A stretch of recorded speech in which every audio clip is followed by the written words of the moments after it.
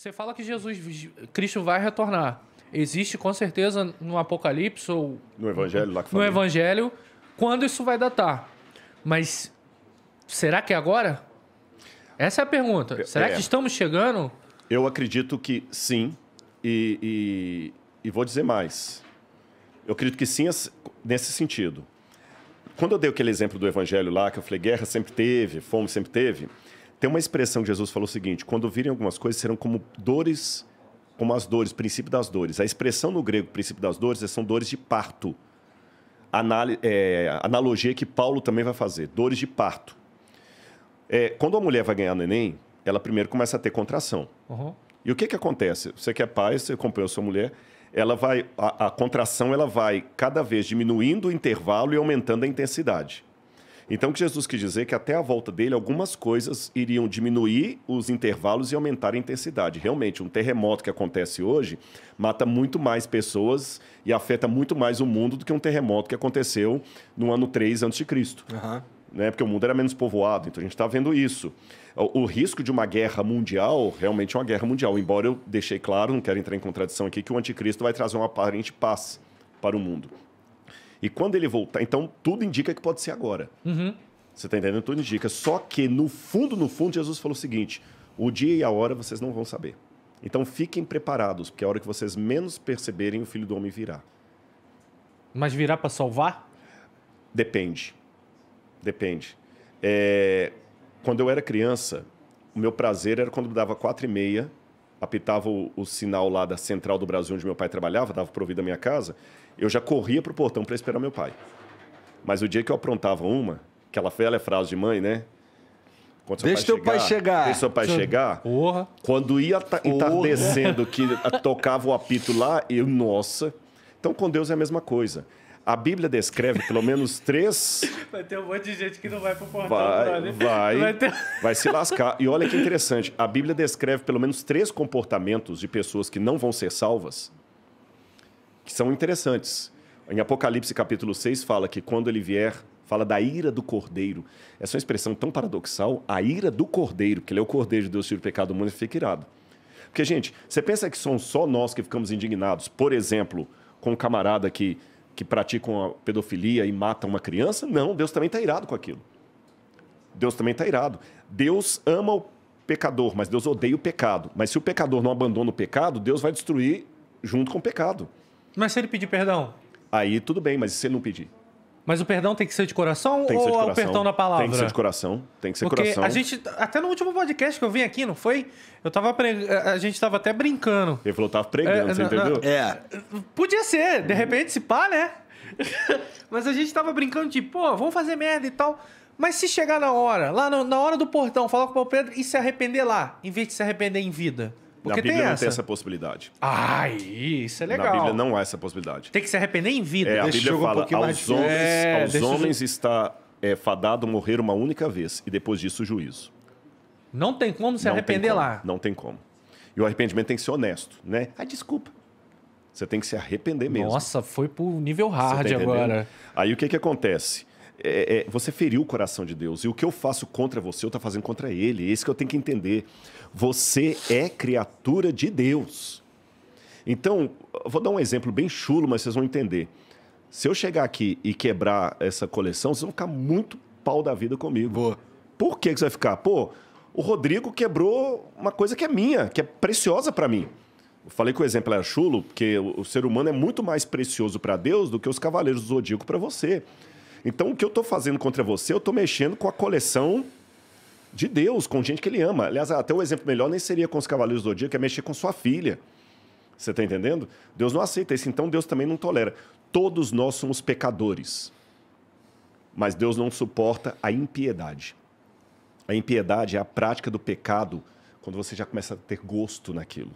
Você entendeu? Quando você gostar. É aquele cara que ele começa a desconfigurar para poder... Nossa, é terrível isso. Cometer o pecado e errar é normal. É normal. Apaixonar-se pelo pecado... Jesus falou que tem pecado, que é o pecado... Jesus chama isso o pecado contra o Espírito Santo. Quando a pessoa vai... Bom, e aí o que acontece? A Bíblia descreve 3 comportamentos que são até paradoxais. Fala da ira do Cordeiro em Apocalipse capítulo 6. fala que quando ele vier, muitos vão gritar para as rochas e montanhas, caiam sobre nós e nos esconda da face de Deus, porque é grande a ira dele e ninguém pode suportar. Então, alguns vão pedir a morte. Um segundo grupo, a Bíblia fala que vão chegar para Jesus e falar assim, Senhor, em teu nome eu fiz curas, eu fiz milagres. Jesus vai falar o seguinte, afastem de mim porque eu não conheço nenhum de vocês. Você viu com uma posição de petulância diferente do primeiro. O primeiro já admitiu, tô ferrado mesmo, tô lascado, morre. O outro não, é aquele falso religioso, mas peraí, senhor, não entendi, eu construí tantas igrejas, eu fiz milagres, eu não te conheço.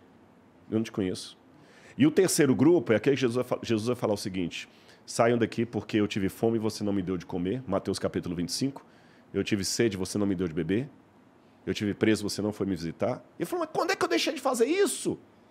Toda vez que você negou isso para um dos meus pequeninos, você negou a mim. É um terceiro grupo. Então você tem o grupo daqueles que já admitem que estão ferrados mesmo, o grupo daqueles hipócritas que ainda são petulantes, falam, peraí, mas eu fui religioso, e o grupo daquele que é o anestesiado. Você entendeu? O anestesiado. Pô, mas aí você condenou todo mundo aqui agora, não. praticamente. Aí que... Não, pô, porque com certeza eu já neguei uma esmolinha. Não, mas aí que está a questão. Não é eu neguei uma esmolinha. Porque se fosse o lance de você comprar o céu pelas esmolas que você deu, aí você está lascado. Isso aí eu fico... Aí você está lascado. Mas não é isso. Você está entendendo? Você faz aquilo como... E você erra, você comete erro. Eu vou dar um exemplo para vocês. O que significam as nossas obras diante de Deus? Para tranquilizar o coração de vocês, todo mundo que está assistindo a gente. Uma vez um pai estava viajando, caminhoneiro. Passou muito tempo fora de casa. Quando ele voltou, a menininha veio correndo para ele, 3 aninhos de idade. Papai, ele abraçou a criança. Que linda, vem cá, minha lindinha, tudo bem? Quantas novidades para papai? O que você fez nesse meio tempo aí? Ah, papai, eu aprendi a escrever. Ele falou, você aprendeu a escrever, minha filha? Aprendi, papai. Então escreve alguma coisa para papai ver. Pega lá caneta e papel. Ela pegou uma caneta, um papel. Já viu criança de 2, 3 anos? Não tem nem coordenação motora. Ela pegou a caneta e começou a fazer assim, ó. Imagina. Que é mão de traço, rabisco, entregou para ele. Aí ele pegou e, como todo pai que quer incentivar o filho, ele falou assim, mas que letra bonita que a minha menina tem, olha a carta que ela escreveu para mim, papai está muito feliz. Só que ele elogiou tanto, que ela perguntou assim, papai, o que está escrito aí? Aí ele deu uma resposta que eu acho que veio do céu. Ele falou assim, filhinha, aqui está escrito que você ainda não sabe escrever, mas aqui está escrito que você quer aprender a escrever. E só pelo fato de você querer aprender a escrever, papai ama você, tem orgulho de ser o seu papai e essa é a carta mais bonita que papai já recebeu. Então Deus é tão, não tem nem palavra para dizer, tão perfeito, tão magnânimo, que qualquer coisa que eu faça, ainda que eu vire uma Madre Teresa de Calcutá com o coração de Gandhi e santidade do apóstolo Paulo, tudo que eu faço chega para ele com um monte de rabisco. E ele olha para cima e fala assim, Rato, Igor, Rodrigo, aqui está dizendo que se eu for depender das boas obras de vocês, vocês nunca vão vir para cá.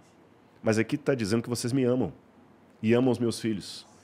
Então, por minha graça, vocês vão entrar aqui, porque eu amo vocês e o céu vai ficar vazio se vocês não estiverem aqui. É um rabisco, mas é um rabisco que ele transforma numa obra de arte. Espero que Deus seja bom assim mesmo. Eu tenho certeza que ele é. Eu tenho certeza. A Bíblia fala, senão Deus o céu vai estar vai tá vazio. Vai estar vazio, mas não vai estar, não. Tem muita gente que aceita e... Eu estou aqui. Eu vou contar outra historinha. Por que eu conto essas histórias? Porque Jesus fez grandes sermões. Jesus adorava história. Parábolas. E o storytelling está aí até hoje. Diz que uma criancinha uma vez estava dormindo no quarto e a mãe foi saindo e apagou a luz. Aí o menininho falou assim, mamãe, tá escuro aqui, eu tô com medo. Calma, dorme. Mas tá escuro, mamãe. Eu sei que tá escuro, mas Deus está com você. Aí ele falou assim, eu sei que Deus está aqui, mas eu quero alguém com o rosto. Muitas vezes a gente sabe que Deus está aqui, mas a gente quer alguém com o rosto. E através desse Deus da Bíblia que eu estou apresentando, eu estou tomando a presunção, a petulância ou o chamado de apresentar um Deus com o rosto. O Deus do Salmo 23 é um Deus com um rosto, e é um rosto que está sorrindo para você e te esperando, porque Ele ama você, independente da sua biografia. E aí, nesse livro, você reflete sobre o Salmo 23 Salmo 23, inteiro. Exatamente. Aí o pessoal pode baixar, ler, se gostar, depois vai na minha página lá, deixa um comentário. Rodrigo, li, achei legal e tudo. Agradeço aí a equipe do Bertotti que fez a diagramação, tudo legal. Bonitinho ali. Cara. Salmo 23 é o salmo mais famoso da Bíblia? Eu tô na dúvida se é o 23 ou 91, porque quando eu era Tem o criança 91. tinha muito aquele lance, para mim eu respeito, mas é mito, que o Salmo 91 é espanta o capeta, então a gente entrava nas casas assim. Tinha os dois no calendário. É, exatamente. Qual que é o 91? Aquele que está sentado à sombra do Onipotente, diz o Senhor, tu és meu refúgio, fortaleza. A gente chegava nas casas assim, tava a Bíblia aberta e sempre era no Salmo 91. E essa palavra que expulsava o capeta, né? Eu não acredito nisso não, porque... Ou no calendário. 91 tinha muito em calendário também. Tinha o Muito. 23. Mas minha mãe botava muito o calendário. O 21. Quem é de Minas sabe. Tinha muito esse negócio, o Salmo 91, espanta o capeta. Mas, na verdade, o que espanta o diabo é a minha ligação com Deus, né? E sem contar que muitas vezes o diabo é um ser humano também que tá... Não estou negando a Mas aí existência... que tá, a sua ligação... Eu vejo o contrário. Eu posso estar errado, tá? Também. Mas eu acho que a ligação com Deus que faz o diabo vir até você. Não, mas você tá que certo. ele quer atentar você. Concordo plenamente. O que eu falei não contradiz isso, não. Tanto é que tem um filme muito legal. Como é que ficou o título dele em português? É Something About Us. Alguma coisa de nós, mas somos todos iguais. Eu acho que o título é esse. Depois a Gugada também vai achar ali. Esse filme já saiu até na sessão da tarde já, mas é um filme muito legal. E tem uma mulher, não vou dar spoiler, ela ajuda homeless, sem teto. E essa mulher, ela ajuda muito sem teto, ela convence o marido a participar da caridade com ela. Ele é resistente no início. Essa visão mudou um pouco esses dias aí. É. Como assim? Pô, moleque. Tá sacanagem. Pô, que arrombado. Mano. Não, mas mudou. Já viu vários memes? Ó, vou ajudar os necessários. Não vai, não. Deixa que eu vou. Deixa que eu vou. Fica em casa. Pô, sacanagem. Mudou, pô. Mas, como o filme foi antes, né? Foi antes. Aí tem uma hora assim que o sem Esse teto daí? é esse mesmo. É some kind of different as me. É isso mesmo. Alguém diferente de nós. É esse livro mesmo aí. E esse Damon Wilson, que faz o Denver no filme, ele é um sem-teto que a mulher ajuda. Aquela Debbie Hall. René Zellweger, né? Deve ser alemão, o sobrenome dela. Aí o marido dela, que é o Ron Hall, ele está conversando com o sem-teto depois que ele descobre que ela tem um câncer. Não tem como não ver a história. Tem um pouco. Tem um pouco, né? Aí ele pega... Mas essa parte aqui é bonita. Aí ele está falando assim, a senhora Debbie, que é ela, o negro fala para ele, a senhora Debbie, ela é uma mulher muito especial. Ele falou, eu sei, minha mulher é especial. Ele falou, ela é muito amada de Deus. Aí o marido, sim, eu entendi, ela é amada de Deus. Aí ele, não, o senhor não entendeu. Ela é amada de Deus e isso a torna importante para Satanás. Ou seja, num exército, você vai atirar primeiro nos generais, né? E nós estamos numa luta entre o bem e o mal e os dois lados querem você. E quem está na linha de frente, por isso que, ao mesmo tempo, a Bíblia fala, a quem muito será dado, muito será cobrado. Com grandes poderes vem grandes responsabilidades. Exatamente. Ué, é praticamente a mesma história, só que é a versão brasileira. Exatamente. Porque assim, eu não sou melhor do que ninguém. Falei com você, eu não sou tecnólogo em Deus. Mas eu sei que uma besteira que eu faço pode fazer muita gente cair e desanimar, você tá entendendo? Então, ao mesmo tempo que eu tenho o privilégio de estar a segunda vez no Flow, mas ao mesmo tempo eu tenho a responsabilidade que qualquer vacilo meu também vai desencaminhar muita gente. Deus vai cobrar de mim. Cara, então, essa é a linha tênue que você com certeza vive todo dia, né? Vivo. Mas aí eu descanso nele, porque ele fala... Pedro fala o seguinte, lançando sobre ele toda a vossa ansiedade, porque ele tem cuidado de vós. Mas, assim, até porque, assim, pra você, isso daí, ó...